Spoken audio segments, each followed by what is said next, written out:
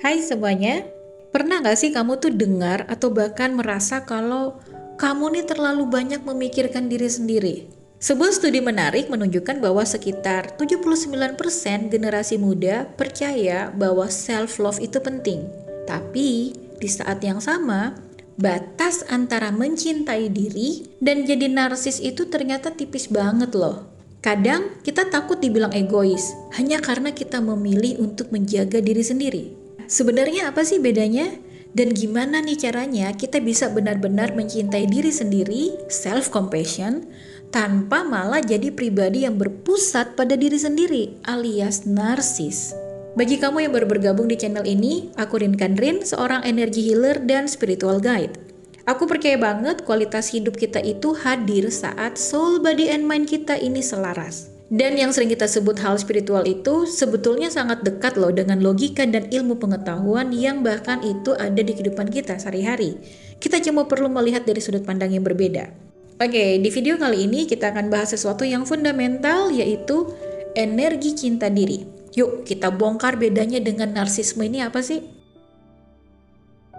Bayangin begini, self-love atau self-compassion itu kayak energi menerima dan mengalir. Kita sadar nih kita manusia biasa, kita punya kekurangan, dan it's okay, itu nggak apa-apa. Kita perlakukan diri kita dengan kebaikan yang sama seperti kita memperlakukan sahabat terbaik saat dia lagi gagal. Sementara narsisme itu kayak energi menuntut dan mengisi kekosongan. Mereka fokus pada citra superioritas, butuh pengakuan dari luar terus-menerus, ya mencari validasi, dan susah banget nih untuk menerima kritik. Di baliknya, seringkali ada rasa tidak aman dan harga diri yang rapuh. Oke, ini perbedaan kunci ya, ini perbedaan sederhana antara self-love dan juga narsisme. Self-love ini intensinya itu tumbuh ke dalam untuk menyembuhkan diri. Dampaknya ke orang lain ya penuh empati, karena kita tahu nih rasanya sakit dan gagal itu kayak gimana sih. Kita juga jadi lebih mudah peduli ke orang lain. Nah, saat gagal itu sering ada self-talk yang seperti ini. Oke, aku gagal di sini. Aku belajar apa ya dari kesalahan ini? Dan aku akan memaafkan diriku, lalu coba lagi, move on. Nah, kalau narsisme nih, intensinya itu tumbuh keluar, mencari superioritas dan validasi eksternal. Dampaknya ke orang lain, ya cenderung kurang empati, karena yang utama adalah kepentingan dan citra diri sendiri. Nah, kalau narsisme saat gagal, ada kecenderungan untuk mempersalahkan situasi eksternal, mempersalahkan orang lain. Ini juga sering ngomong, aku nggak mungkin salah, ini salah si itu, salah A, B, C, D, F, G. Aku harus nutupin kegagalan ini biar orang tetap lihat aku sebagai manusia sempurna.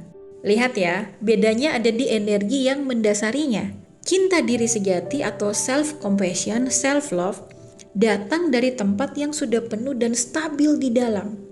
Makanya bisa memberi ke orang lain tanpa butuh pengakuan, tanpa butuh dipuji, tanpa butuh diapresiasi. Kalau narsisme, ini datangnya dari tempat yang kosong dan rapuh, yang terus butuh diisi oleh pujian atau pengakuan dari eksternal. Terus apa manfaatnya buat kualitas hidup kita selain bikin kita nggak jadi egois? Oke, saat kamu benar-benar mempraktekkan self-compassion, kamu akan mengalami hal ini. Yang pertama, resiliensi tinggi. Kamu lebih cepat bangkit dari kegagalan. Karena kamu nggak sibuk menghakimi diri sendiri. Energi kamu ini fokus ke solusi dan langkah ke depan. Ini seperti sel-sel tubuh kita yang secara otomatis memperbaiki diri setelah terluka. Itu adalah self-compassion-nya tubuh. Yang kedua, hubungan yang lebih sehat. Karena kamu sudah berdamai dengan kekuranganmu, kamu nggak menuntut orang lain untuk menambal kekuranganmu, untuk mengisi kekuranganmu. Hubunganmu ini jadi saling mendukung, bukan saling bergantung.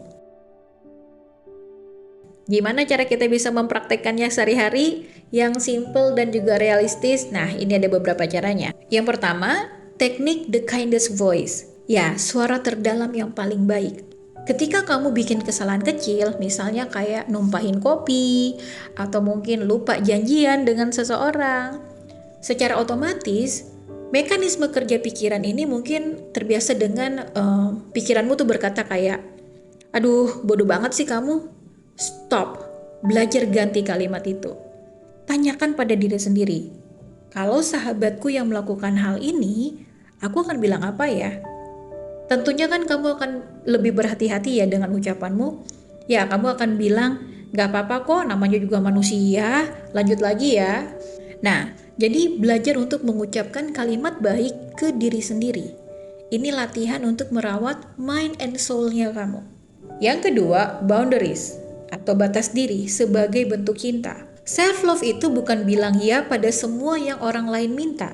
Kadang, self-love adalah keberanian untuk bilang tidak pada hal-hal yang menguras energimu. Misalnya, kamu menolak ajakan kumpul yang kamu tahu bisa membuat kamu overwhelmed atau kelelahan. Nah, kamu memilih istirahat atau merawat body and mind-nya kamu. Dan itu adalah tindakan mencintai diri yang paling dewasa. Ini bukan egois, ini adalah menjaga kapasitasmu agar besok kamu bisa memberi dengan tulus atau bisa beraktivitas dengan lebih optimal dan maksimal. Sadari, mencintai diri itu bukan tentang merasa lebih baik dari orang lain, tapi tentang merasa cukup di dalam diri kamu.